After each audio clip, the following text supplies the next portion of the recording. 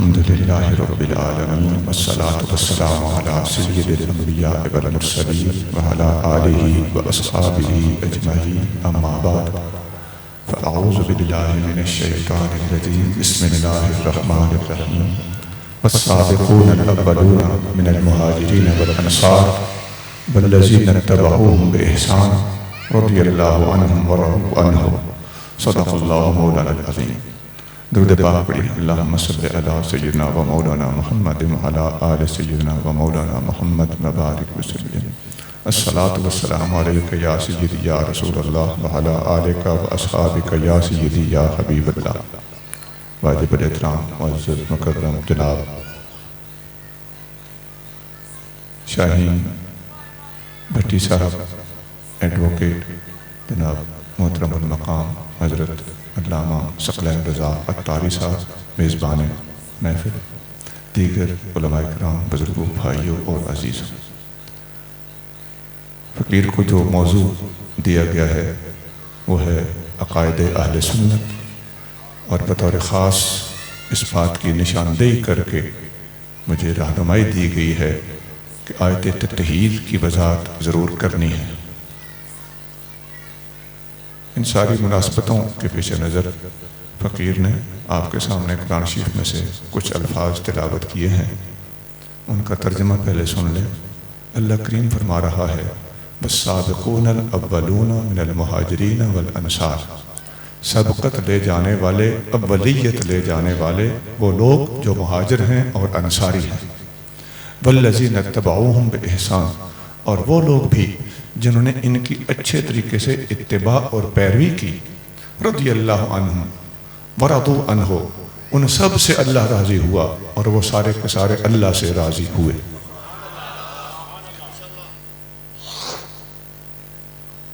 عزیزان گرامی،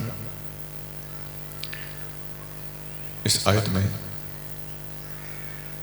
ہجرت کرنے والے اور مدینہ شریف میں ان مہاجرین کا استقبال کرنے والے، ان سب کا تذکرہ نام لے کر موجود ہے، اور پھر یہیں تک بس نہیں، ان کی پیروی کرنے والے جو قیامت تک ان کی راہ پہ چلتے رہیں گے، اللہ تعالیٰ ان سب سے راضی ہے۔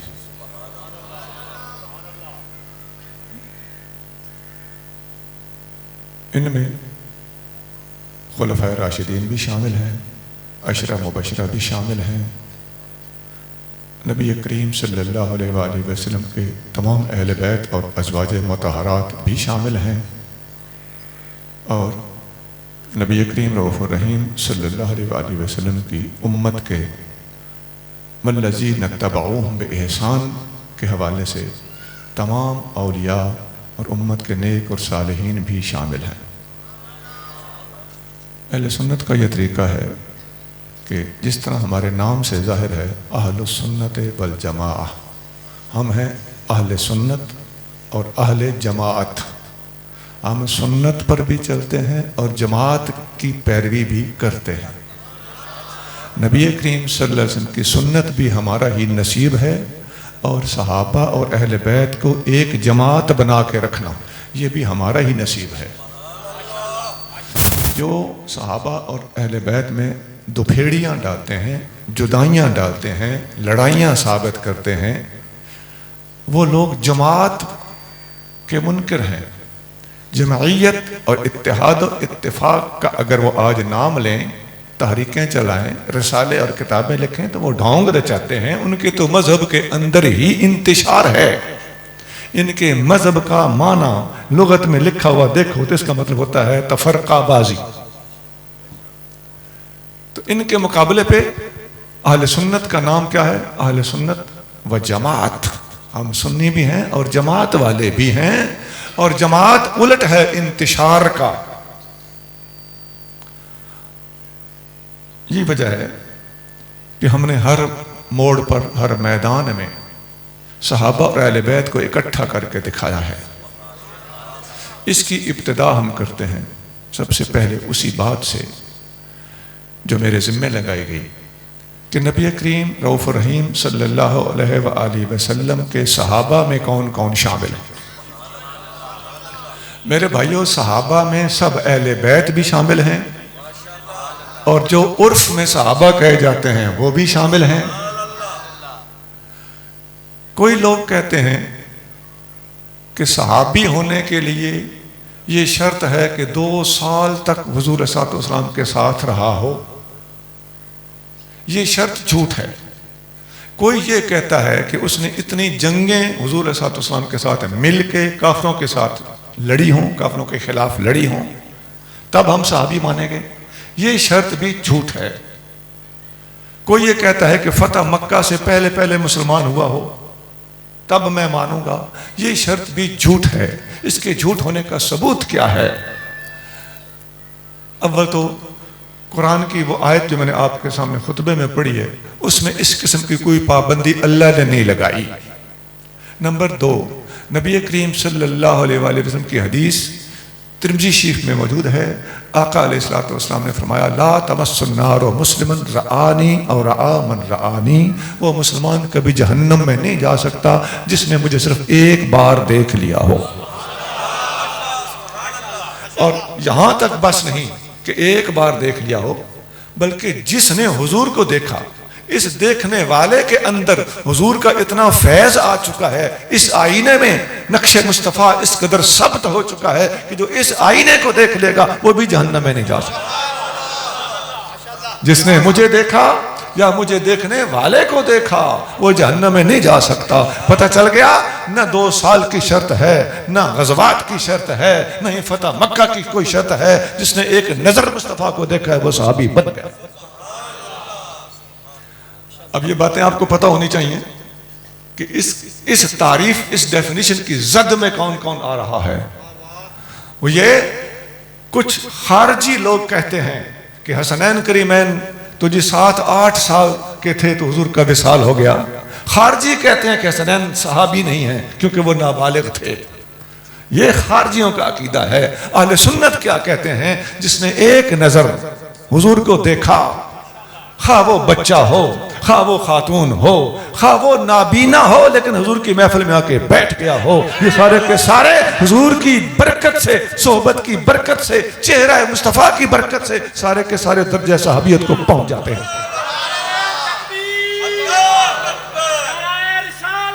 یا رسول اللہ،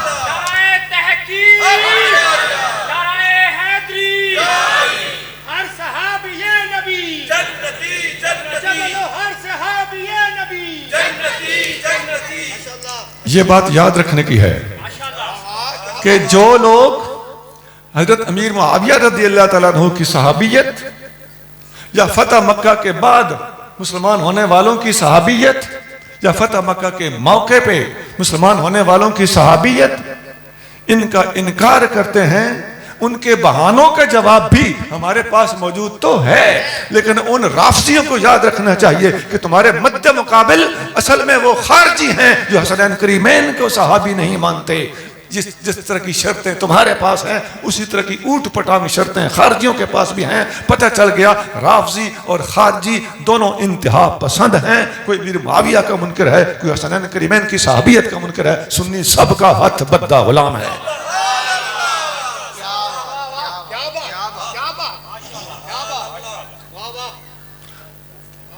اچھا، اس میں علماء نے ایک راز لکھا ہے، یہ میں اپنے پاس سے نہیں کہہ رہا، یہ محدثین نے اپنی اپنی کتابوں میں، اسماء الرجال کے ماہرین نے اپنی اپنی کتابوں میں یہ نکتہ لکھا ہے کہ دراصل حضور کو ایک دفعہ ہی دیکھنے سے بندہ صحابی بن جاتا ہے۔ کیوں بن جاتا ہے؟ علماء لکھتے ہیں کہ یہ حضور کے چہرے کی برکت ہے۔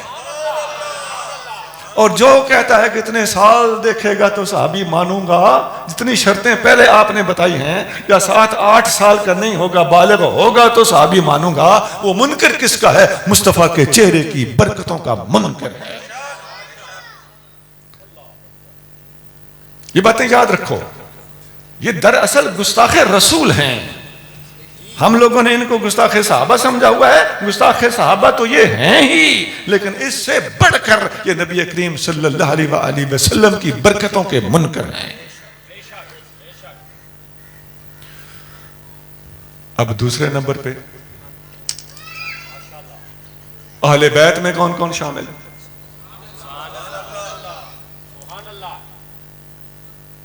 اللہ تعالیٰ قرآن شریف میں سورۃ احزاب میں ارشاد فرماتا ہے انما یرید اللہ لیذھب عنکم الرجس اہل البیت ویطہرکم تطہیرا۔ اے اہل بیت، اللہ ارادہ فرماتا ہے کہ آپ سے ہر قسم کی ناپاکی کو دور کرے،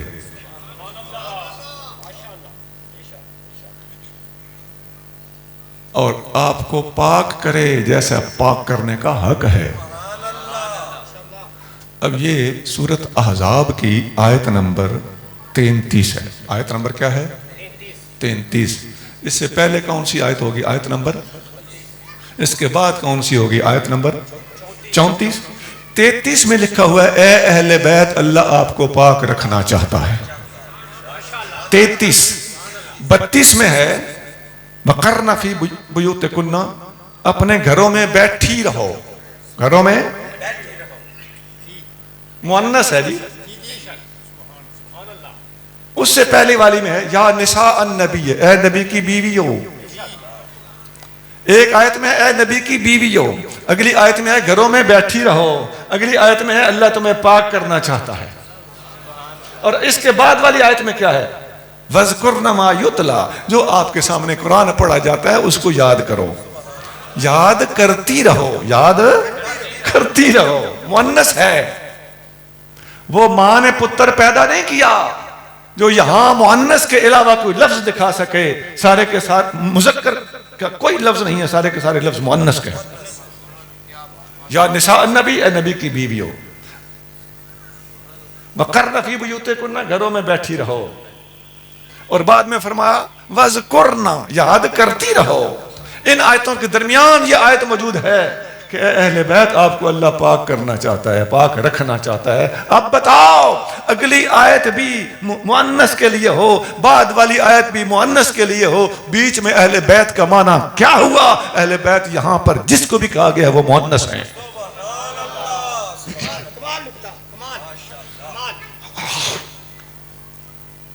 اب سنیے، یہ تو قرآن کا سیاق و سباق ہے نا، کانٹیکسٹ ہے نا، یہ ربط ہے نا۔ اب حدیثیں سنیں۔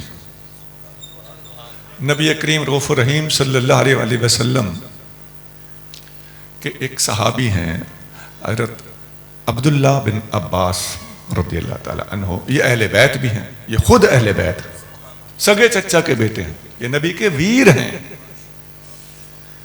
وہ فرماتے ہیں کہ اس آیت میں جو آیت ہے آیت تطہیر، وہ فرماتے ہیں یہ نزلت فی ازواج النبی صلی اللہ علیہ وآلہ وسلم، یہ آیت نبی کریم صلی اللہ علیہ وسلم کی ازواج مطہرات اور بیویوں کے لیے نازل ہوئی ہے۔ انہی کے ایک شاگرد حضرت اکرمہ، وہ تابعی ہیں، وہ فرماتے ہیں نزلت فی ازواج النبی ومن شاء باہلتہ، یہ حضور کی ازواج کے بارے میں نازل ہوئی ہے جس میں ہمت ہے میرے سامنے آ کے مجھ سے مباہلہ کرے، مباہلہ کرے۔ من شاء باہلتہ، مباہلہ کا مطلب ہوتا ہے وہ بھی میدان میں آئے، میں بھی میدان میں آتا ہوں، ایک دوسرے کے لیے بد دعا کرتے ہیں جھوٹے کو اللہ تباہ کرے۔ میں دعا کروں گا کہ اگر میں جھوٹا ہوں تو میں تباہ ہو جاؤں، اگر تم جھوٹے ہو تو دعا کرو تم تباہ ہو جاؤ۔ یہ آیت ازواج مطہرات کے بارے میں نازل ہوئی ہے۔ اور سنیے، یہ تو ازواج مطہرات کی شان ہے نا۔ اب ایک ٹولہ وہ ہے جو کہتا ہے یہ ازواج مطہرات کے بارے میں ہے اور پینتن پاک کے بارے میں نہیں ہے۔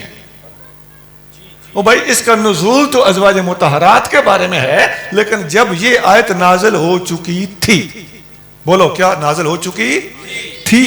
نازل ہونے سے پہلے نہیں، نقطہ ہے اس میں، نازل ہوئی ازواج مطہرات کے بارے میں انشیئرڈ، لیکن حضور علیہ السلام اب اپنا درخواست اللہ کی بارگاہ میں پیش کر رہے ہیں۔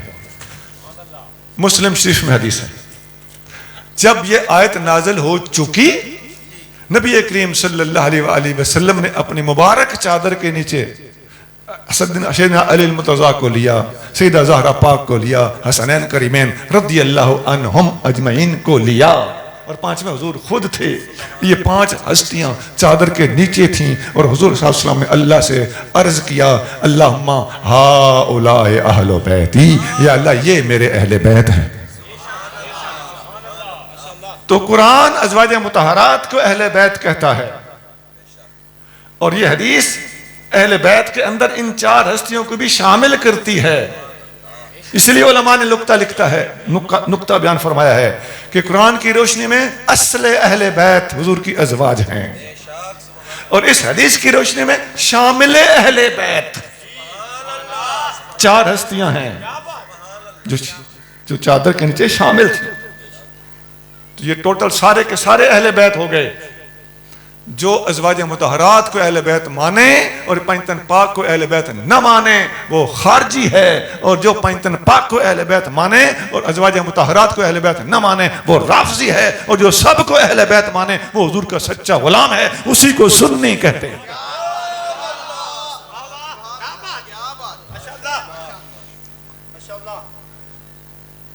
یہاں ایک اور بات بھی سن لیں. جامع ترمذی میں ایک حدیث ہے، نبی کریم صلی اللہ علیہ وآلہ وسلم نے جب ان ہستیوں کو اپنے ساتھ چادر میں بٹھایا ہوا تھا تو حضرت ام سلمہ نبی کریم صلی اللہ علیہ وسلم کی زوجہ مطہرہ ہیں، وہ پاس تھیں. انہوں نے عرض کیا یا رسول اللہ میں ان میں شامل نہیں ہوں. حضور علیہ السلام نے فرمایا انت علی خیر، انت علی خیر. خیر کا مطلب ہوتا ہے زیادہ بہتر. تم زیادہ بہتر رتبے پر پہلے ہی ہو. کیوں؟ کیونکہ ان کا ذکر قرآن میں آ چکا ہے. اور سنیے میں اور وضاحت کرتا ہوں. ابن جریر کے اندر اسی آیت کی تفسیر میں لکھا ہوا ہے نبی کریم صلی اللہ علیہ وسلم نے حضرت ام سلمہ کو یوں فرمایا انت علی خیر انت من ازواج النبی. تم ان سے بھی پہلے اہل بیت میں شامل ہو، اس لیے کہ تم حضور کی نبی کی ازواج کے اندر تمہارا ذکر ہو چکا ہے.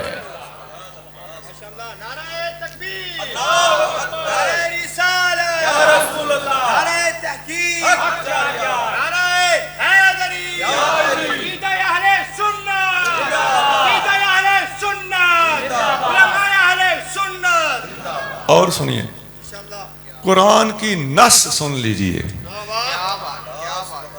پہلے ہی نص ہے اپنے سیاق کو دیکھا جائے تو. اور سنیے جس وقت جنگ احد کے لیے نبی کریم صلی اللہ علیہ وآلہ وسلم اپنے کاشانہ اقدس سے باہر نکلے اور صحابہ کرام کی صف بندی فرمائی، جنگ کی تیاری فرمائی، فارمیشن ہوئی، تو اس وقت اللہ نے وہ نقشہ کھینچا ہے قرآن میں وَإِذْ غَدَوْتَ مِنْ أَهْلِكَ تُبَوِّئُ الْمُؤْمِنِينَ مَقَاعِدَ لِلْقِتَالِ. اے محبوب ہم دیکھ رہے تھے جب آپ اپنے اہل بیت سے نکلے تھے اور مومنوں کی صف بندی کر رہے تھے، جنگ کی خاطر کر رہے تھے، تو اِذْ غَدَوْتَ مِنْ أَهْلِكَ آپ اپنے اہل میں سے باہر نکلے تھے. کہاں سے نکلے تھے؟ جس کتاب کو مرضی ہے پڑھ کے دیکھ لو، نبی کریم صلی اللہ علیہ وسلم اماں عائشہ صدیقہ کے گھر سے باہر نکلے تھے.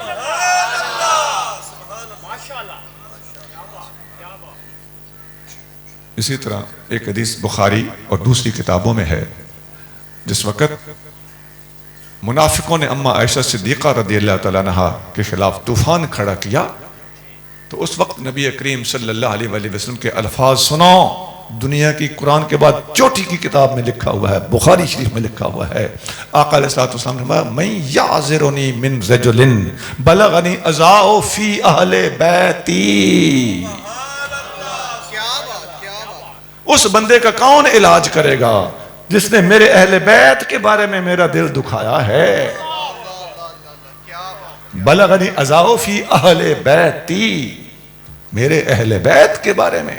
کون تھے اہل بیت جن پر الزام لگایا گیا تھا؟ وہ اماں عائشہ صدیقہ تھی.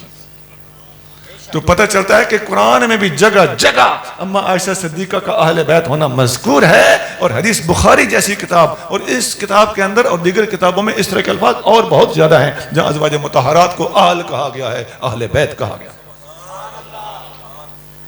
جو لوگ حضور کی ازواج مطہرات کو اہل بیت نہیں مانتے، ہمارے بعض علماء نے اپنی کتابوں میں ایک بڑی خوبصورت بات لکھی ہوئی.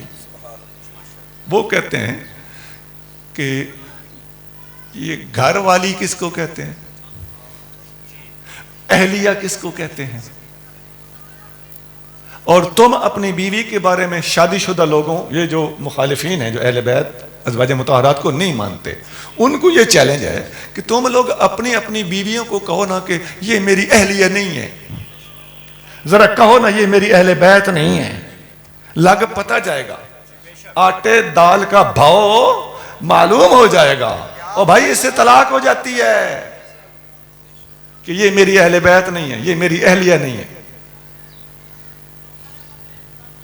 اور نیت طلاق کی ہوگی تو طلاق بائن واقع ہو جائے گا. میں نے ہر لحاظ سے, قرآن سے, حدیث سے, صحابی کے قول سے, اکرمہ کے مباہلے کے حوالے سے اور عقلی طور پر ثابت کر دیا کہ نبی کریم صلی اللہ علیہ وسلم کی ازواج مطہرات پہلے نمبر پر اہل بیت ہیں.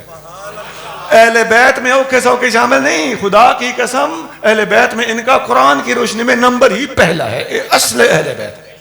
ہاں باقی بھی اہل بیت ہیں.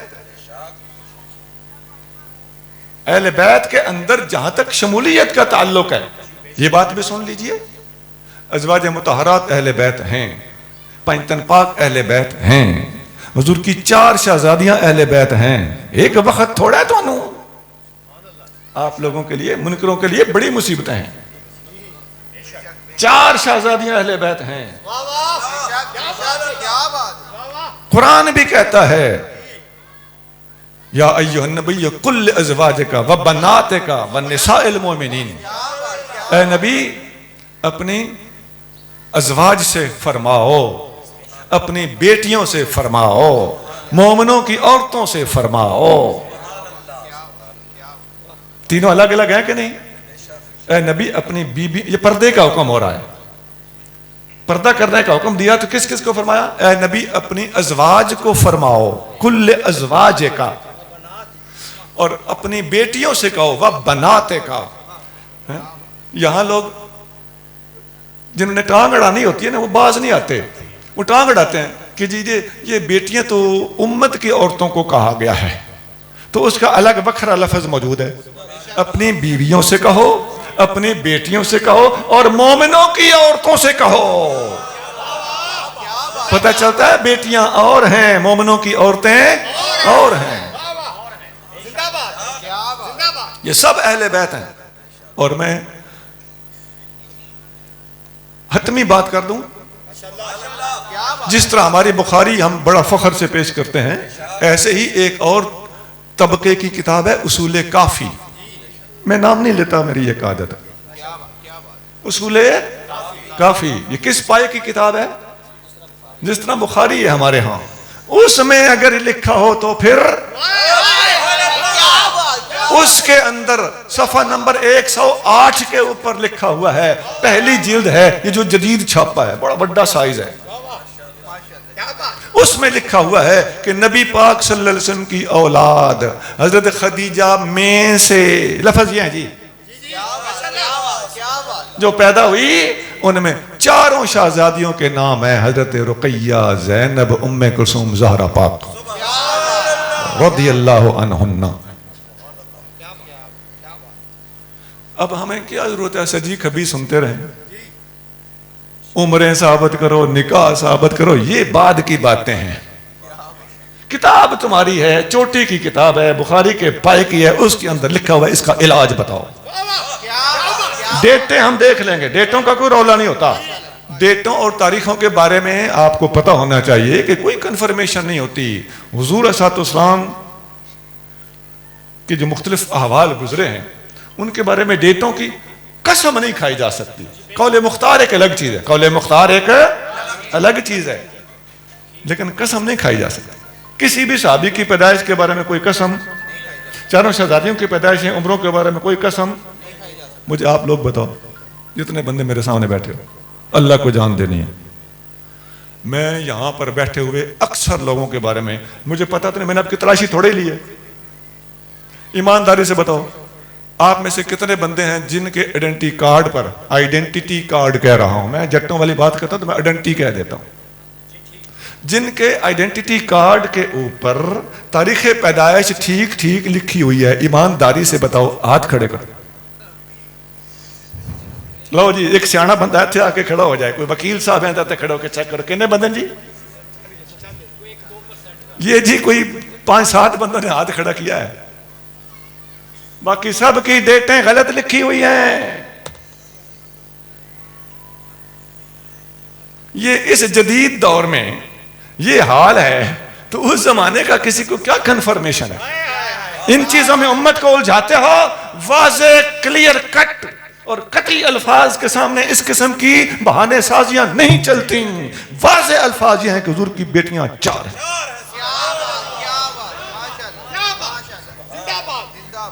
4 کے عدد میں کلیئرٹی ہے.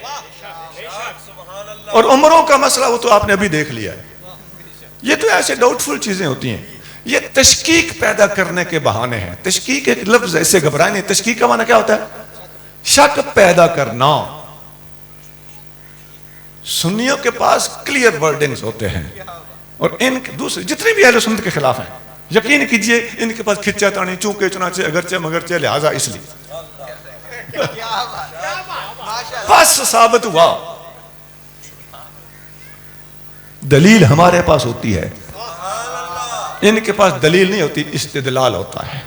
استدلال بھی کھچا تانی سے، کوڑ کڑل، جس کے اندر انصاف ہے، اللہ کا خوف ہے.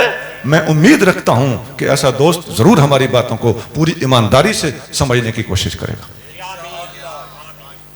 یہ جو ہم تھوڑا سا گفتگو میں ایک چمک ہوتی ہے نا، یہ ایک خطیب کا سٹائل ہوتا ہے اور یہ ہونا بھی چاہیے. اس میں ایک تاثر ہوتا ہے، ایک ایفیکٹ ہوتا ہے، اور بات جاندار کرنا یہ شرعن اچھا ہے، پسندیدہ ہے. لیکن what I want to say آپ کو سمجھ آنی چاہیے. آگے چلیے. یہ 2 موضوع ڈیل ہو گئے. صحابہ میں کون کون شامل ہیں اور اہل بیت میں کون کون ہیں؟ ابھی اور بھی ہیں، اہل بیت کی فہرست اور بھی ہے.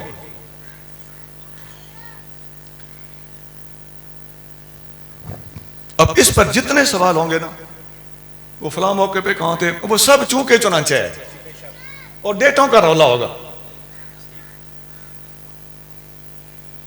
اچھا جی، اب ایک بات اور سنیے.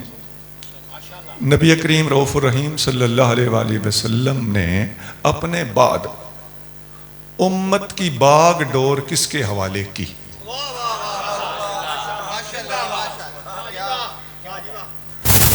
اب پہلی بات تو یہ ہے کہ نبی کریم رؤوف الرحیم صلی اللہ علیہ وسلم نے دنیا سے پردہ فرمایا تو حدیثوں میں آتا ہے، بخاری وغیرہ بہت ساری دوسری کتابیں ہیں جن کے اندر نبی کریم صلی اللہ علیہ وسلم کا ارشاد اور آپ صلی اللہ علیہ وسلم کی وصیت کتابوں میں موجود ہے. بخاری کے الفاظ سنا دیتا ہوں. اوصا بکتاب اللہ.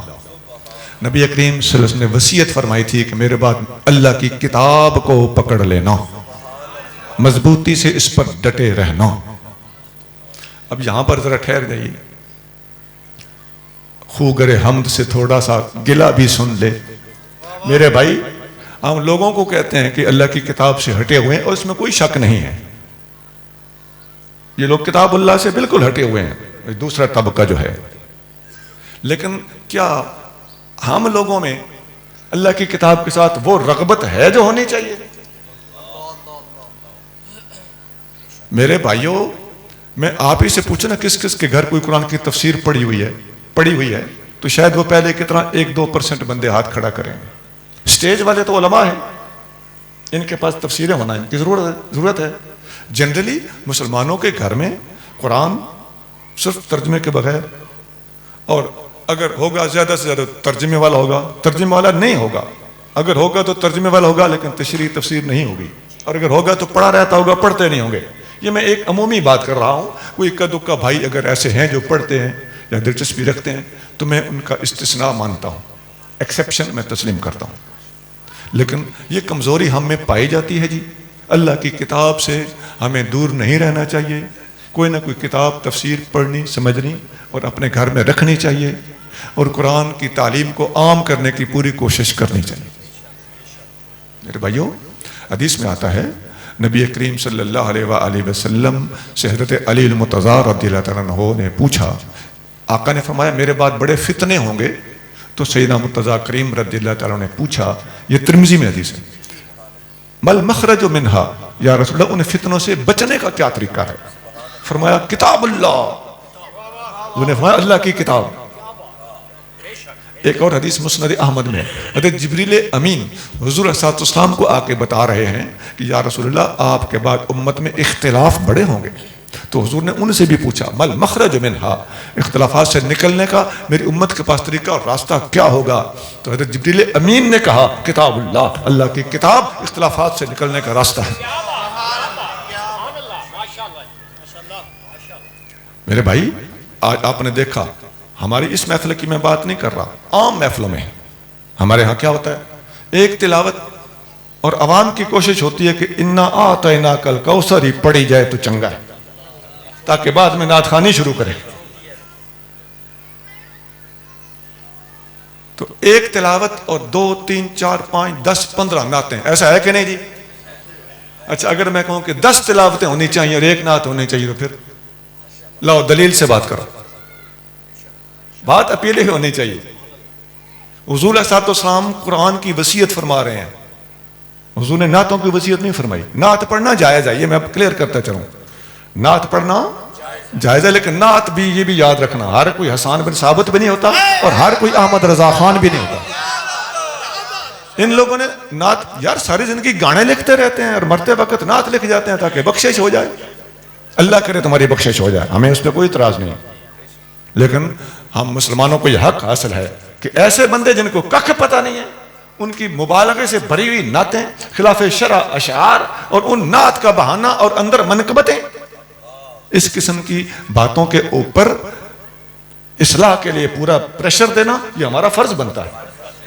ان لوگوں کو ان چیزوں کو ٹھیک کیا جائے۔ جو یہاں کھڑا ہو کے نعت کا لیبل لگا کے جو کچھ پڑھ جائے وہ سچی مچی نعت ہوگا، یہ کوئی ضروری نہیں ہے۔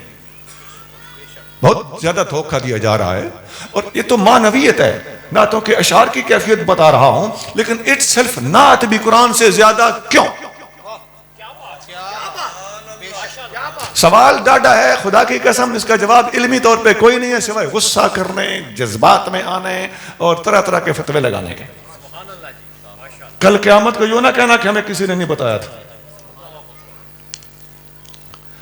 فقیر، میں خود اپنی بات کرتا ہوں، میں نے 8 زبانوں میں نعتیں لکھی۔ کتنی زبانوں میں؟ اور یہ نہیں کہ ایک لفظ انگلش کا لگا دیا تو انگلش نعت بن گئی، پوری کی پوری نعت میرا خیال 11 شعر ہیں ٹوٹلی انگلش میں، فارسی والی نعت ٹوٹلی فارسی میں، عربی والی نعت ٹوٹلی عربی میں، پشتو ٹوٹل عربی میں، سندھی ٹوٹل عربی میں۔ یہ میں اس لیے کہہ رہا ہوں، یہ کوئی ویڈیائی تکبر نمائش مقصود نہیں ہے، اللہ اس سے تو پناہ دے مجھے بھی آپ کو بھی۔ یہ اس لیے کہ آج کل فتوی بازی یہ کہے گا یہ پتہ نعتوں کے خلاف بولتا رہا ہے، جھوٹ بولتے ہو، جھوٹے پہ لعنت ہوتی ہے۔ میں کہہ رہا ہوں کہ نعت کے کو قرآن سے جب کمپیریزن کرتے ہو تو قرآن کا درجہ اوپر ہے، اور یہ کہتے ہیں ہم نعت کی صورت میں قرآن سناتے ہیں۔ کیوں جی؟ کون سی تمہاری نعت ہے جو قرآن کا ترجمہ ہے؟ اور ایک اور بات، جب قرآن نعت ہے تو قرآن ہی پڑھ دو ادھر کھڑے ہو کے، ہم کہیں گے کہ یہ نعت پڑھ رہا ہے۔ سورۃ علم نشرح پڑھ دو، اس کا ترجمہ کر دو، ہم مان لیں گے کہ تم نے ایک حد تک نعت بیان کی ہے، ایک حد تک لفظ قابل غور ہے۔ باتوں کے سائیڈ ایفیکٹ بھی ہوتے ہیں نا، ان کو اوائڈ کرنا ہوتا ہے۔ تو آقا نے ہمیں سب سے پہلے قرآن کے حوالے کیا ہے۔ اور سنیے، ایک اور حدیث ہے، موطا امام مالک میں ہے، مستدرک حاکم میں ہے، نبی کریم صلی اللہ علیہ وآلہ وسلم نے فرمایا ترکت فیکم الامرین کتاب اللہ و سنت نبیہ، میں تم میں 2 چیزیں چھوڑ کے جا رہا ہوں، ایک اللہ کی کتاب ہے، ایک نبی کی سنت ہے۔ کیوں نہ اس پہ عمل کیا جائے؟ یہاں بھی میں عرض کروں گا، اب یہاں پر ہم کھڑے ہو کے جو جہان کی کرامات سناتے ہیں اور بھائی قرآن کے ساتھ حدیث سناؤ، سننے والے کو لگ پتہ جائے، مزہ آ جائے. اب تک کتنی دیر ہوگی مجھے خطاب کرتے ہوئے، قرآن اور حدیث کے علاوہ کچھ بولا ہے؟ تو کیا خطاب کمزور لگ رہا ہے آپ کو؟ یہ کیا ہے کہ قرآن حدیث کے خطاب کمزور رہ جاتا ہوگا؟ خدا نہ خواستہ. غلط فہمیاں دور کیجئے. اللہ خدا کی قسم، مسلمان عوام اس وقت علم کے حصول کے لیے اپنوں کی زبانی سننے کے لیے پیاسے ہیں. پھر مخالفین طرح طرح کے اعتراضات کرتے ہیں، یہ جی کرامتیں سناتے رہتے ہیں. بات تو ٹھیک ہے، یہ میں بتا دوں، یہ جو اعتراض کرنے والے ہیں نا، ان کو بھی ٹھیک نہ سمجھ لینا. یہ اپنی جگہ پہ انہوں نے اپنا داؤ لگایا ہوا ہے، یہ بھی جھوٹے ہیں. کرامات جو صحیح سند سے ثابت ہیں ان کا انکار نہیں کیا جا سکتا. کرامتیں قرآن میں ہیں، کرامتیں حدیث میں ہیں. صحابہ کرام کی کرامتیں صحیح سند سے ثابت ہیں، بخاری میں ہیں، موطا امام مالک میں ہیں. باقی جو لوگوں نے ایسی گھڑی ہوئی ہیں وہ ہمیں بھی پتا ہے. اور یہ لوگ پہلی بار ہی نہیں کہہ رہے کہ یہ جی میں نے پہلی بار کہا ہے کہ یہ کرامت جھوٹی ہے، ان سارے ہی آکھن لگ پے نا. ایسا کچھ نہیں ہے. فتاوی دیداریہ کے پہلے ہی صفحے پہ لکھا ہوا ہے کہ 12 سال کی کشتی والی کرامت کوئی نہیں ہے، یہ جھوٹ ہے. فتاوی دیداریہ سنیوں کا فتاوی ہے.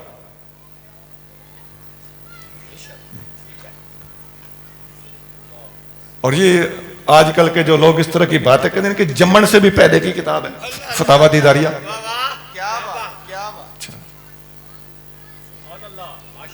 اب قرآن کی وصیت اور کتاب و سنت دونوں کی وصیت.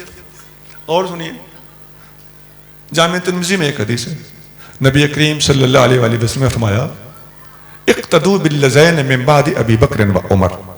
میرے بعد 2 بندوں کی پیروی کرنا، ان کے پیچھے پیچھے چلنا. ایک ابو بکر ہے، دوسرا عمر ہے. کتاب کا نام ترمذی ہے اور 2 بندوں کا باقاعدہ پوائنٹ آؤٹ کرتے ہوئے، نومینیٹ کرتے ہوئے نبی کریم صلی اللہ علیہ وسلم نے تذکرہ فرمایا. ایک اور حدیث سنیے، اسی ترمذی میں ہے، علیکم بسنتی و سنت الخلفاء الراشدین. تم پر لازم ہے کہ میرے بعد میری سنت پہ چلنا اور میرے خلفاء راشدین کی سنت پہ چلنا. ایک اور حدیث مسلم شریف میں ہے، نبی کریم صلی اللہ علیہ وآلہ وسلم نے ارشاد فرمایا ترکت فیکم الثقلین، میں تم میں 2 بھاری چیزیں چھوڑ کے جا رہا ہوں. کتاب اللہ و اطرتی اہل بیتی، ایک اللہ کی کتاب ہے، دوسرے میری اولاد ہے، میرے اہل بیت ہے. اب سنیے، ساری چیزیں مل گئیں جی. اب کوئی قرآن حدیث بیان کرے اور ابو بکر و عمر بیان کرے، خلفاء راشدین بیان کرے اور سارے کے سارے اہل بیت کو بیان نہ کرے تو بھی غلط ہے. اور جو صرف اہل بیت کو بیان کرے اور کتاب اللہ اور اطرت والے حدیثی لوگوں کو سناتا رہے اور باقی حدیثوں کو چھپاتا رہے، یہ دونوں ٹھگ ہیں. اور سب کو اکٹھا بیان کرنے والا صحیح معنی میں ایماندار ہے.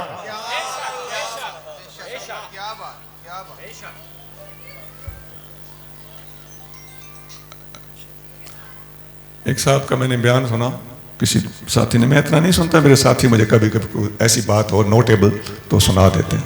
میں نے وہ سنا، وہ کہہ رہا تھا ہم نے دورہ حدیث کیا ہے اور ہمیں یہ حدیث نہیں پڑھائی گئی کہ کتاب اور اہل بیت میں چھوڑ کے جا رہا ہوں.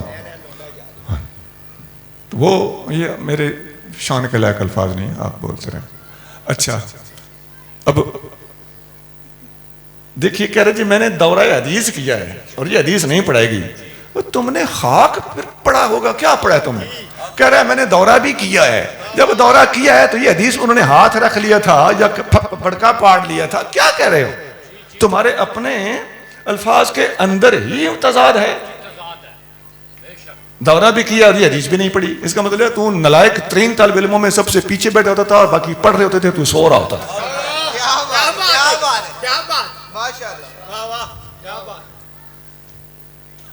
یہ سچی مچی یہ الفاظ ہیں اس کے کہ ہم نے تو دورہ کیا اور ہمیں یہ حدیث نہیں پڑھائی. استغفر اللہ، کیسی جاہلانہ بات. اچھا، اور دورہ بھی پتہ نہیں کہاں پڑھا ہوگا، یہ بھی کوئی پتہ نہیں، کیا بھی ہے کہ نہیں. جھوٹے بھی ہوتے ہیں، یہ تقیہ باز ہوتے ہیں. اچھا جی، اب اور سنیے، یہ تو تھی کامن حدیثیں. اب خلفاء راشدین میں حضرت علی مرتضیٰ شامل ہیں کہ نہیں؟ اور تمام اطرت و اہل بیت میں تمام اہل بیت شامل ہیں کہ نہیں ہیں؟ ہم نے تو ادھر بھی ان کو رکھا ہے، ادھر بھی ان کو رکھا ہے.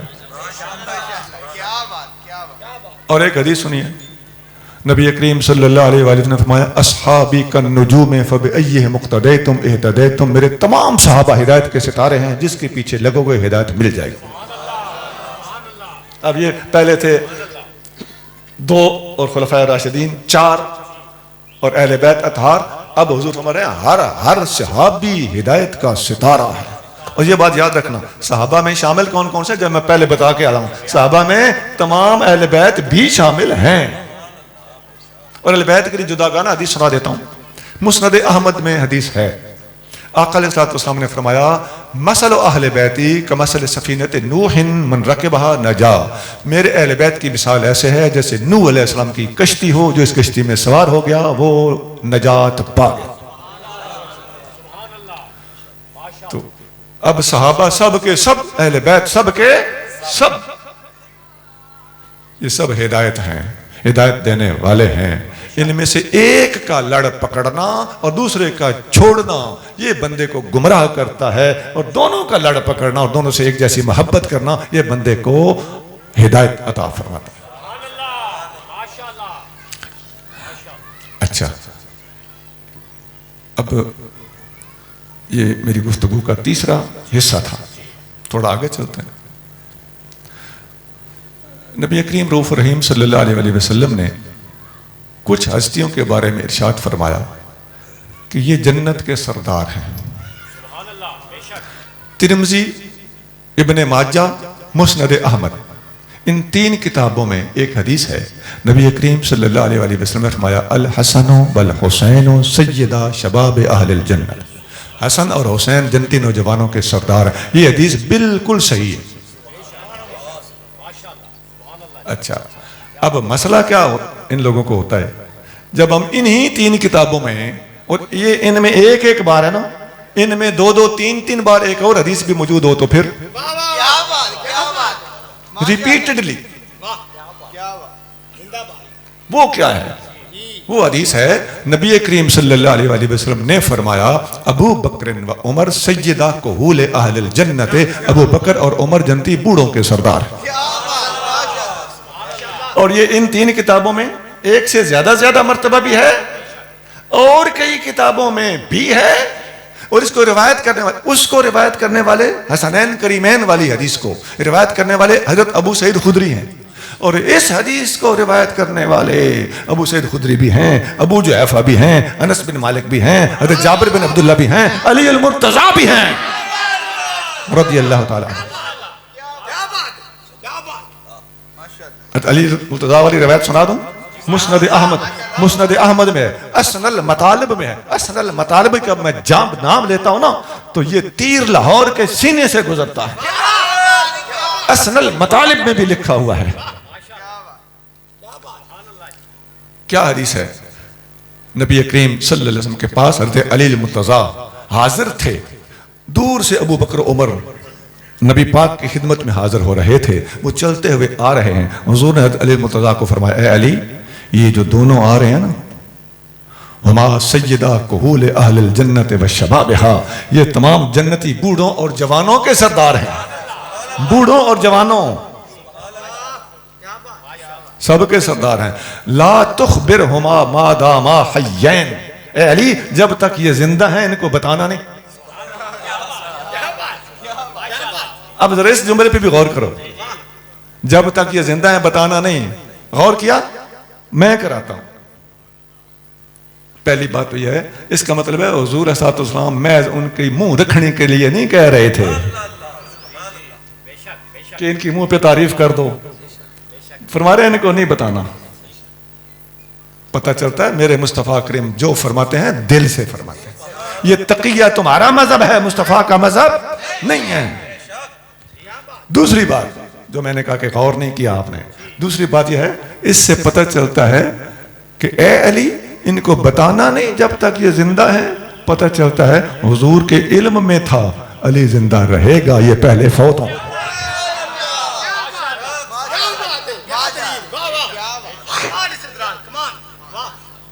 اچھا جی، ایک اور حدیث سنیے۔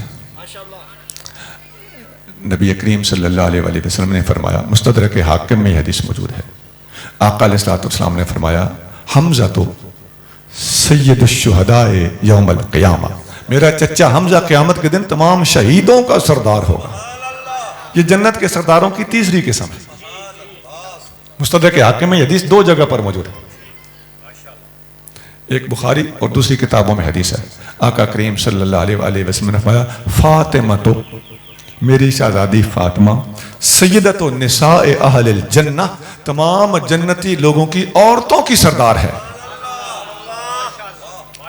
اب جنت کے اندر سرداریوں کی کئی قسمیں ثابت ہو گئی۔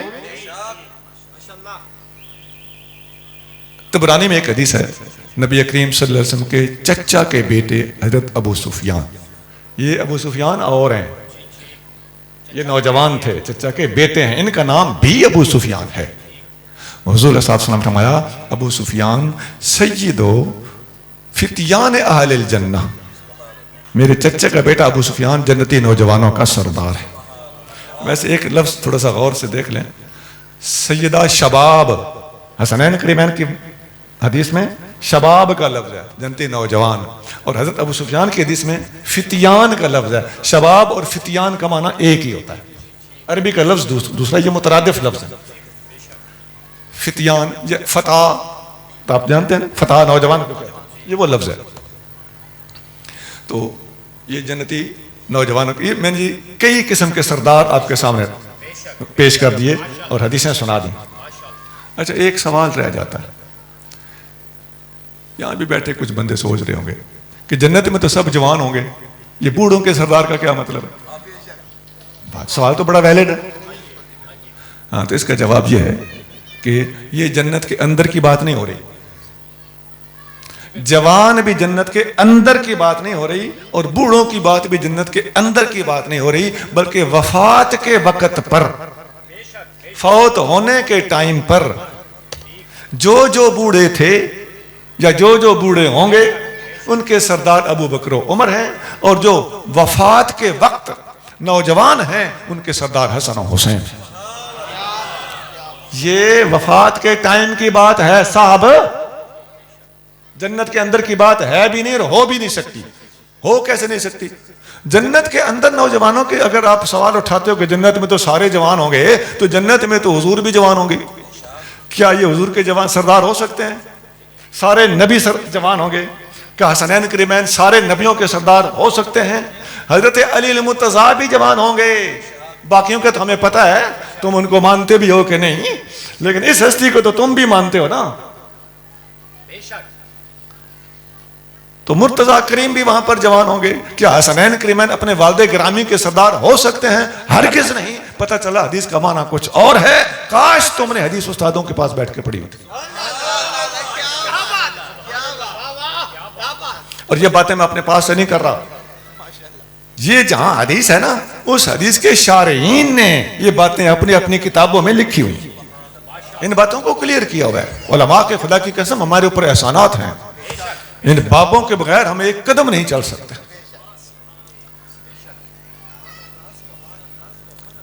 اچھا اب ایک اور پہلو عرض کرتا ہوں۔ ایک حدیث میں آتا ہے الحسین منی وانا من الحسین، حسین مجھ سے ہے اور میں حسین میں سے ہوں۔ یہ حدیث ترمذی شریف میں ہے، بالکل حق ہے، سچ ہے۔ اب پچھلی والی بات کی طرح یہ لوگ ایک ایک بات پیش کرتے ہیں، او بھائی جو ابو بکر و عمر کو جنتیوں کو سردار نہ مانے وہ رافضی ہے، جو حسن و حسین کو جنتیوں کو سردار نہ مانے وہ خارجی ہے، جو سب کو اکٹھا مانے وہ سنی ہے۔ اور یہاں بھی یہی بات ہے کہ حسنین امام حسین رضی اللہ تعالیٰ عنہ کے بارے میں نبی کریم صلی اللہ علیہ وسلم فرماتے ہیں حسین مجھ سے ہے، میں حسین سے ہوں۔ اور سنو اسی کتاب ترمذی میں ہے، حضور صلی اللہ علیہ وسلم فرماتے ہیں میرا چچا عباس مجھ سے ہے، میں اپنے چچا عباس میں سے، العباس منی وانا من العباس۔ اسی کتاب میں ایک اور حدیث بھی ہے علی منی وانا من علی، علی مجھ سے ہے میں علی میں سے ہوں۔ اور سنو بخاری اور یہ تو ترمذی کی حدیثیں تھی نا، ان سے اوپر کے درجے کی سینئر کتابیں بخاری اور مسلم ہیں، اور ترمذی وغیرہ میں بھی یہ حدیث موجود ہے، کثرت سے حدیثوں میں موجود ہے، کتابوں میں موجود ہے. نبی کریم صلی اللہ علیہ وآلہ وسلم نے فرمایا الاشعریون ہم منی وانا منہم، اشعری قبیلہ پورے کا پورا قبیلہ مجھ سے ہے اور میں اس قبیلے میں سے ہوں. اب ایک حدیث کی جو جس طرح تشریح یہ لوگ کرتے ہیں، اب ان ساری حدیثوں کی وہی تشریح کرے نا، لگ پتہ جائے گا. ایماندار ہونا پڑے گا ان باتوں کو سمجھنے کے لیے. یہ ہلڑ بازیاں، ہنگامے، شور شرابے اور بغیر تحقیق کے، یہ اچھی بات نہیں ہے. مسلمان کو یہ زیب، ایمان والوں کو یہ زیب نہیں دیتا. اچھا اور سنیے، ایک حدیث میں آتا ہے ایک صحابی حضرت جلیبیب. اچھا یہ حدیث ان کی جلیبیب والی حدیث کہاں ہے؟ مسلم شریف میں نے اب تک جتنے حدیثیں پیش کی ہیں کوئی بغیر ریفرنس کے کوٹ نہیں کی، اور حوالہ وہی ہوگا انشاءاللہ جو دیا ہے. اچھا حدیث مسلم شریف میں پورا چیپٹر ہے جلیبیب کے فضائل. اس میں حدیث ہے کہ حضرت جلیبیب ایک جنگ میں شہید ہوئے، اور نبی کریم صلی اللہ علیہ وآلہ وسلم نے جنگ کے بعد جب شہید ہونے والوں کو دیکھنا چاہا کہ بھئی دیکھو اپنا اپنا بندہ چیک کرو، حضور صلی اللہ علیہ وسلم نے فرمایا جلیبیب کہاں ہے؟ اس کی وجہ یہ تھی کہ جلیبیب کا اوپر اپنی نسل میں باپ دادا زندہ نہیں تھا، اولاد بھی نہیں تھی. اس کو کہتے ہیں کلالہ. حضرت جلیبیب کا وارث کوئی نہیں تھا. اور حدیث بخاری وغیرہ میں ہے نبی کریم صلی اللہ علیہ وسلم فرماتے ہیں انا وارثو من لا وارث لہ وانا مولا من لا مولا لہ. جس کا کوئی وارث نہیں اس کا میں وارث ہوں، جس کا کوئی مولا نہیں اس کا میں مولا. تو حضور اپنے جس کے حضور وارث تھے، حضور کے سوا اور تھا کوئی نہیں، حضور ان کو ڈھونڈ رہے تھے. تو مسلم کی حدیث سنا رہا ہوں، آقا کی نظر مبارک حضرت جلیبیب پہ پڑ گئی. فرمایا یہ تو شہید ہوا پڑا ہے. ان کے ارد گرد 7 کافر مرے پڑے تھے. آپ نے فرمایا یہ 7 کو پھڑکا کے پھر شہید ہوا ہے. اور آپ نے ادھر کھڑے ہو کے فرمایا، اور میں نے ایک آدھ کتاب میں یوں بھی پڑھا ہے کہ آپ نے ان کے جسم مبارک کو اپنے ہاتھوں پہ اٹھا لیا اور قبر کی طرف چل پڑے اور فرمایا ھذا منی وانا منہ، ھذا منی وانا منہ. یہ مجھ سے ہے میں اس سے ہوں، یہ مجھ سے ہے میں اس سے ہوں. باقی سب کے بارے میں ایک ایک بار فرمایا. جلیبیب کے بارے میں حضور نے 2 بار فرمایا یہ مجھ سے ہے میں اس سے ہوں، یہ مجھ سے ہے میں اس سے ہوں. اب ہمارا قصور ہے یہ حدیثیں تمہاری خاطر ہم چھپائیں، تم سے ڈرتے ہوئے نہ بتایا کریں. تیاری کر لو، قیامت آنی ہے.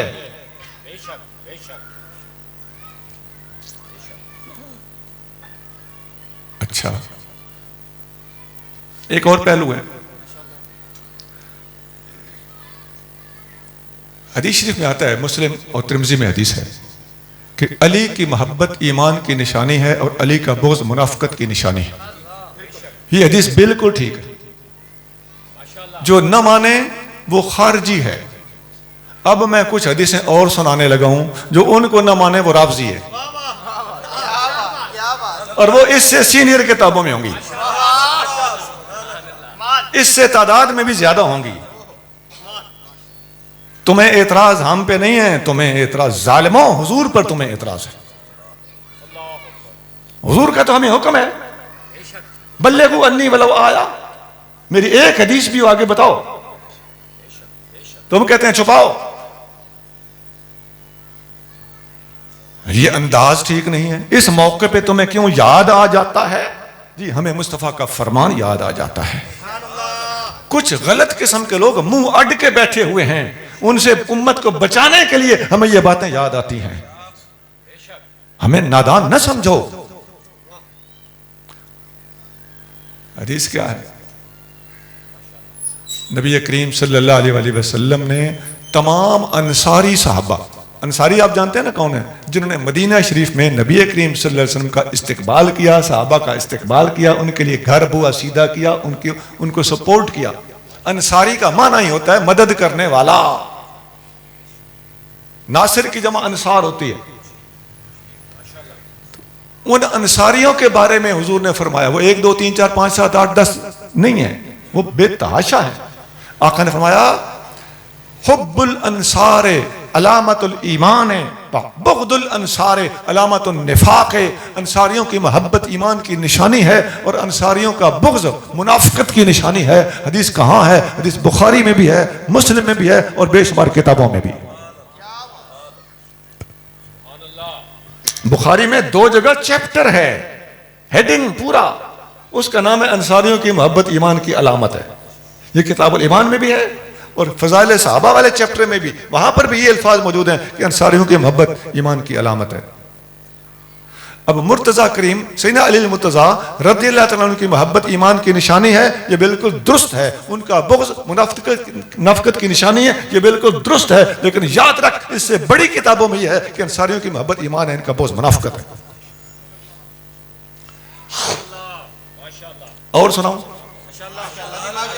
اور سنیے، امام احمد بن حنبل امام بخاری مسلم کے استاد ہیں، ان سے سینئر کتاب ان کی فضائل صحابہ امام احمد بن حنبل کی کتاب ہے. اس میں وہ 2 جگہ پہ روایت کرتے ہیں. نبی کریم صلی اللہ علیہ وآلہ وسلم نے ارشاد فرمایا حب ابی بکر و عمر ایمان و بغضہما کفر. ابو بکر اور عمر کی محبت ایمان ہے، ان کا بغض کفر ہے. اور بتاؤں، حدیث میں آتا ہے، جامع ترمذی میں حدیث، نبی کریم صلی اللہ علیہ وسلم کو اطلاع دی گئی، یا رسول اللہ فلاں بندہ فوت ہو گیا ہے، جنازہ تیار ہے، تشریف لائیے. نبی کریم صلی اللہ علیہ وسلم فرمایا انہو کانا یبغض عثمان فابغضہ اللہ. یہ بندہ عثمان سے بغض رکھتا تھا، اللہ نے اس سے بغض کیا ہے، میں جنازہ نہیں پڑھوں گا. آج لوگ کہتے ہیں جی جنازہ فلاں کا پڑھنا چاہیے، فلاں کا نہیں پڑھنا چاہیے. حضور سے سن لو، جس کے دل میں عثمان کا بغض ہے، حضور نے جنازہ نہیں پڑھا. عثمان سے بغض رکھنے والے کے جنازے کی تم بات کرتے ہو. حضور صلی اللہ علیہ وسلم فرماتے ہیں اذا رأیتم الذین یسبون اصحابی فقولوا لعنت اللہ علی شرکم. جب تم دیکھو کہ میرے صحابہ کو برا کہنے والا بندہ ہے تو تم کہا کرو تمہاری شرارتوں پر اللہ کی لعنت. تم سلام لینے کی بات کرتے ہو، حضور لعنت بھیجنے کا حکم دے رہے ہیں ان کے شر کے اوپر. اب سنو، میں نے کتابوں کے حوالے دیے، غلط نہیں ہے، اور یہ کتابوں میں ہوں حدیثیں، تو پھر ہمارا کیا قصور ہے؟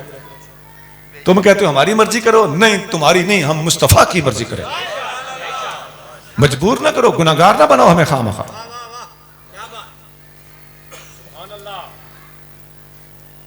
ایک بات لطیف ذرا قابل توجہ ہے، غور کرو گے؟ بات بڑی واضح ہے، لیکن مجھے اندازہ ہے کہ بعض اوقات بندے بادشاہ بیٹھے ہوتے ہیں، غور کو نہیں کرتے. جناب مسلم شریف حدیث کی کتاب ہے، جس میں سے آپ نے حدیث سب سے پہلے میں نے وہی سنائی کہ حضرت علی المرتضیٰ کی محبت ایمان کی نشانی ہے اور ان کا بغض منافقت کی نشانی ہے. یہ حدیث بالکل ٹھیک ہے. اس حدیث کی صورتحال سن لیجیے. یہ حدیث کس کتاب میں ہے؟ مسلم. مسلم میں ایک چیپٹر ہے، ہیڈنگ ہے، ٹائٹل ہے، جس کے اندر یہ حدیث موجود ہے. وہ پہلے میں ہیڈنگ سناتا ہوں. باب کا نام کیا ہے؟ مسلم شریف میں باب ہے، اس باب کا نام ہے انصاریوں کی محبت ایمان کی نشانی ہے اور علی کی محبت ایمان کی نشانی ہے اور ان سب کا بغض منافقت کی نشانی ہے. یہ ہیڈنگ ہے جی، اوپر لکھا ہوا ہے پہلے انصاری اور پھر علی رضی اللہ تعالی عنہم. اور یہ چننے والوں نے کیا کارنامہ دکھایا؟ ایک چن لیا باقی، اور جو باقی تھے وہ حضرت علی مرتضیٰ سے ان کا ذکر پہلے تھا. اب حدیثیں سنیے، اس چیپٹر میں حدیثیں ٹوٹل ہیں 6. کتنی؟ 6 میں سے پہلی حدیث انصاریوں کی محبت ایمان ہے، ان کا بغض منافقت ہے. دوسری سند کے ساتھ دوسری حدیث انصاریوں کی محبت ایمان ہے، ان کا بغض منافقت ہے. تیسری حدیث انصاریوں کی محبت ایمان ہے، ان کا بغض منافقت ہے. چوتھی حدیث انصاریوں کی محبت ایمان ہے، ان کا بغض منافقت ہے. پانچویں حدیث انصاریوں کی محبت ایمان ہے، ان کا بغض منافقت ہے. چھٹی اور ایک حدیث علی کی محبت ایمان ہے، اس کا بغض منافقت ہے. یارو اب بھی کھڑکیاں نہ کھلیں، خدا کی عظمت کی قسم، جس کے سینے میں معمولی سی ایمان کی رمق بھی ہے اس کے آج رونگٹے کھڑے ہو جائیں گے اور حیران ہو جائے گا کہ سنیوں اور اہل سنت اور اہل حق کے ساتھ کتنی زیادتیاں ہو رہی ہیں. یاد رکھو، ہمیں علی المرتضیٰ رضی اللہ کی شان میں ایک حدیث بھی ہمیں بہت ہے.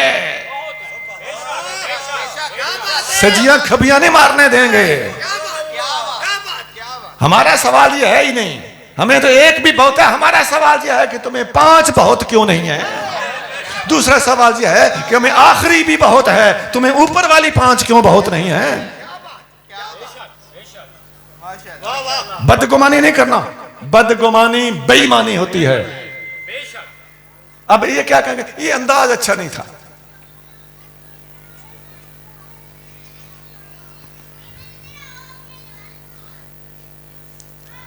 کلیئر ہو گیا جی. آخری بات میرے بھائیوں, اہل سنت نے اپنی کتابوں میں حضرت انس بن مالک, حضرت عبداللہ بن عباس, امام اعظم ابو حنیفہ, ان کے اقوال سے یہ بات ماخوذ ہے. اور امام اعظم نے صحیح طریقے سے اس بات کو فارم اپ کر کے کتابوں میں منشن کیا ہے. امام اعظم کا قول ہے, ہمارے عقائد کی کتابوں میں بھی لکھا ہوا ہے. جو عقائد کی کتاب اہل سنت کے مدرسوں میں درسی کتاب کے طور پر پڑھائی جاتی ہے, اس کا نام ہے شرح عقائد نصفی, شرح العقائد النصفیہ. ٹھیک ہے جی. اس کتاب کے صفحہ نمبر 150 پہ لکھا ہوا ہے. صفحہ نمبر میں نے کیا بولا ہے, 150. وہاں پہ لکھا ہوا ہے امام اعظم ابو حنیفہ کا یہ قول کہ من علامات اہل سنت ان تفضل الشیخین و تحب الختنین. اہل سنت کی پہچان یہ ہے کہ ابو بکر اور عمر کو افضل مانو اور عثمان اور علی سے محبت کرو. یہ سنیوں کی پہچان ہے. یہاں بھی میں معذرت کے ساتھ بات کروں گا, ہماری سٹیجوں پہ سنیوں کی طرح طرح کی پہچانیں بتائی جاتی ہیں. صحیح پڑھی لکھی جو اہل سنت کی شناخت اور پہچان ہے وہ یہ ہے. اچھا, یہ شناخت کیوں ہے جی؟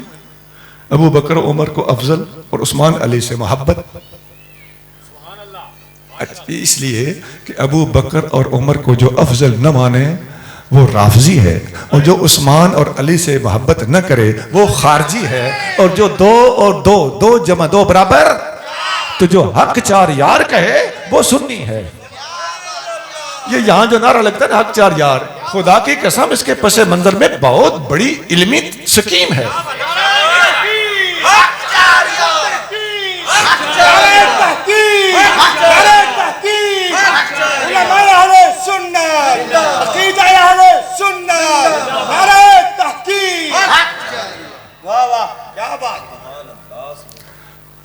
ابو بکر و عمر کو افضل ماننا اور عثمان اور علی سے محبت کرنا, اس کی الگ دلائل بڑے ہیں. ابو بکر و عمر کے تذکر حدیثوں میں وکھرے موجود ہیں, عثمان اور علی کے تذکر حدیثوں میں وکھرے. یہ بھی جوڑی جوڑی اللہ نے بنایا نا, اور 2 اور 2 4 کر کے دکھانا سنیوں کا کام ہے جی. اچھا, ایک حدیث سناتا ہوں. اسن المطالب حضرت علی المرتضیٰ کی شان میں امام جزری کی لکھی ہوئی کتاب ہے. کس کی شان میں؟ سیدنا علی المرتضیٰ کی شان رضی اللہ عنہ. اب شان مرتضیٰ کریم بیان ہو رہی ہو رضی اللہ عنہ, اور اس میں لکھنے والے کو ابو بکر و عمر یاد آ گئے. یہ اگلے بزرگوں کا طریقہ یہ تھا. میں اس کی بے شمار مثالیں دے سکتا ہوں کہ شان اہل بیت ہے, ذکر سب سے پہلے ابو بکر کا ہے.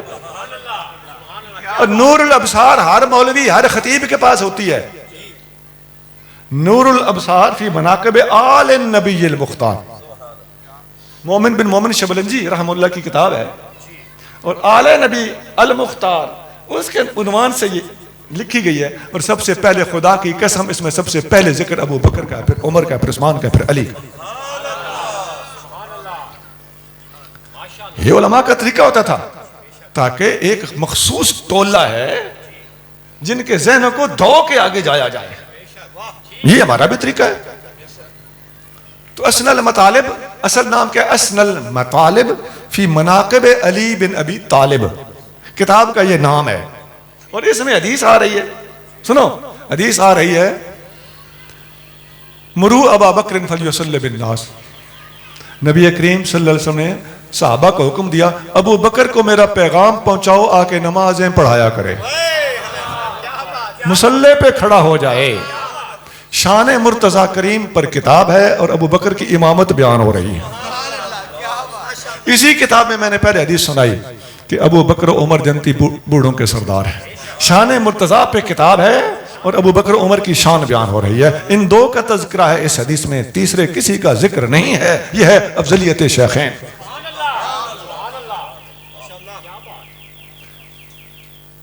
اور اسی میں ایک اور حدیث سنانے لگا ہوں. حضور صلی اللہ علیہ وسلم نے فرمایا میرے حوض کوثر کے 4 کونے ہیں. کتنے کونے ہیں؟ 4. ایک پہ ابو بکر ہوگا, ایک پہ عمر, ایک پہ عثمان, ایک پہ علی. اب ذرا غور سے سنو نا, غور بھی بعض اوقات کرانا پڑتا ہے نا, بات صاف ہے لیکن آپ نے غور کرنی ہے. آقا علیہ الصلوۃ والسلام نے فرمایا جس کے دل میں عمر کا بغض ہوگا اسے ابو بکر نہیں پلائے گا, جس کے دل میں ابو بکر کا بغض ہوگا اسے عمر نہیں پلائے گا. اب جس کے دل میں علی کا بغض ہوگا اسے عثمان نہیں پلائے گا, اور جس کے دل میں عثمان کا بغض ہوگا اسے علی نہیں پلائے گا. میں نے کہا تھا غور کرنا, مجھے پتا ہے آپ نے غور نہیں کیا ہوگا, میں غور کراتا ہوں. اس میں ابو بکر اور عمر ان کا آپس میں تعلق بتایا گیا ہے. ابو بکر کے بغض والے کو عمر نہیں پلائے گا, عمر کے بغض والے کو ابو بکر نہیں پلائے گا. اب علی کے بغض والے کو عثمان نہیں پلائے گا, عثمان کے بغض والے کو علی نہیں پلائے گا. عثمان اور عمر کے درمیان کنیکشن شو نہیں کیے گا. اس جوڑی کو الگ ڈیل کیا, اس جوڑی کو الگ ڈیل کیا. پتہ چلتا ہے اس جوڑی کی خصوصیات کچھ الگ ہیں, اس جوڑی کی خصوصیات کچھ. پہلی جوڑی کو ہم کیا کہتے ہیں؟ شیخین. شیخین اس کا مطلب ہے 2 بزرگ. 2 بزرگ کے لیے حضور صلی اللہ علیہ وسلم کے سسر مبارک ہیں, تو اس لحاظ سے ان کے پاس بزرگی ہے. ویسے تو حضور سب سے بڑے بزرگ ہیں نا, لیکن یہ ایک لحاظ سے بات ہو رہی ہے, ایک رشتے کے اعتبار سے بات ہو رہی ہے. یہ شیخین ہیں. کیوں کہ یہ حضور کے سسر مبارک ہیں, اور دونوں ختنین ہیں. عثمان اور علی کون ہیں؟ ختن کہتے ہیں داماد کو, اور ختنین کا معنی ختنوں کی جوڑی. 2 ختنین, 2 شیخین ہیں, 2 ختنین ہیں. اور اہل سنت کی پہچان یہ ہے کہ ابو بکر و عمر کو شیخین کو افضل مانو, اور عثمان و علی ختنین سے محبت کرو. اچھا ایک اور سوال, یہ محبت ان کے کھاتے میں ہے, ان کی محبت نہیں ہے؟ وہ جناب ہمارے علماء نے جواب دیا, کولو تے گل کرنی ہے. ہمارے علماء نے جواب دیا ہوا ہے کہ ابو بکر و عمر کو جب افضل مانو گے نا, تو اس کا یہ مطلب نہ لینا کہ عثمان اور علی کی محبت تمہارے دل میں گھٹ جائے. یہ اس کا مطلب ہے. اس لیے محبت کی باری آئی تو ان کا نام لیا. اس پر اور حدیثیں ہیں جی کافی ساری. سورج کا رنگ پھیکا پڑ گیا ہے, اور میرا مضمون ٹوٹ جائے گا. ریلیشن ہونا چاہیے, بات ریلیونٹ ہونی چاہیے. تو میں نے آپ کے سامنے بہت سی مثالیں رکھی. یہ عقیدہ اہل سنت بیان کیا ہے. عقیدہ اہل سنت سے تعلق رکھنے والی ابھی بہت سی باتیں اور بھی ہیں. یہ عقیدہ اہل سنت کا احاطہ نہیں ہے جو میں نے آپ کے سامنے رکھا ہے, لیکن اس دور کے ایک کچھ فلیشنگ ایشوز ہیں جن کو میں نے آپ کے سامنے آج رکھنے کی کوشش کی ہے. اللہ تعالی ہم سب کو اپنا عقیدہ اور ایمان درست رکھنے کی توفیق عطا فرمائے. یہ ایک کتاب ہے, بار سٹال پر موجود ہے, اسلام زندہ باد. یہ دہریہ کے رد میں ہے. اس وقت جو انٹرنیٹ پہ بیٹھتے ہیں ان کو پتہ ہوگا ایتھیسٹ کتنا ہنگامہ کر رہے ہیں, اور آپ کے اسکولوں کالجوں کے اندر ان کی کس قدر پینیٹریشن ہے. تو پھر آپ یہ دیکھیں گے کہ یہ جو لوگ ہیں نا, یہ 1 2 3 چیزوں میں پھنسے ہوئے ہیں, یہ چند نعروں میں پھنسے ہوئے ہیں. ان کا تو اس کام سے تعلق ہی کوئی نہیں نا, ان کو اسلام سے کیا غرض.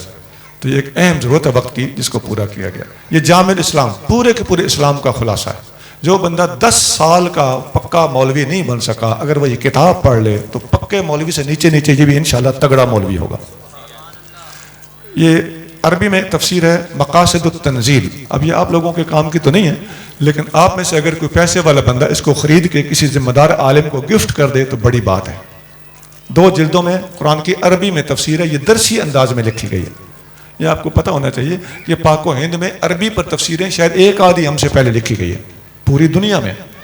یہ دوسری تفسیر ہے پاک و ہند کے اندر. پہلے میرے علم کے مطابق تفسیر مظہری ہے, اس کے بعد یہ دوسری تفسیر ہے. یہ رداء النساء ہے جی, عورتوں کی چادر. یہ خواتین ماؤں بہنوں بیٹیوں کے کام کی کتاب ہے. اصل عربی متن قرآن حدیث زبریں زیریں ساتھ لگی ہوئی ہیں، ترجمہ ساتھ کیا ہوا ہے، تخریج کراس ریفرنس دیا گیا ہے، اور یہ درسی کتاب ہے۔ حدیث کی کتاب ہے المستند، تقریباً 2000 حدیث ہیں، یہ بہت درسوں میں پڑھائی بھی جا رہی ہے، اس کے ساتھ بھی زبریں زیریں ہیں، تخریج ہے، ترجمہ ہے، اور آسان کتاب ہے۔ نبی پاک صلی اللہ علیہ وسلم کی 2000 تقریباً حدیثیں ہیں، یہ بھی پورے اسلام کا حدیثوں کا خلاصہ ہے۔ بہت شکریہ، میں نے آخری جو آپ کے 2 منٹ لیے معافی چاہتا ہوں۔ سبحان ربک رب العزت عما یصفون وسلام علی المرسلین والحمد للہ رب العالمین۔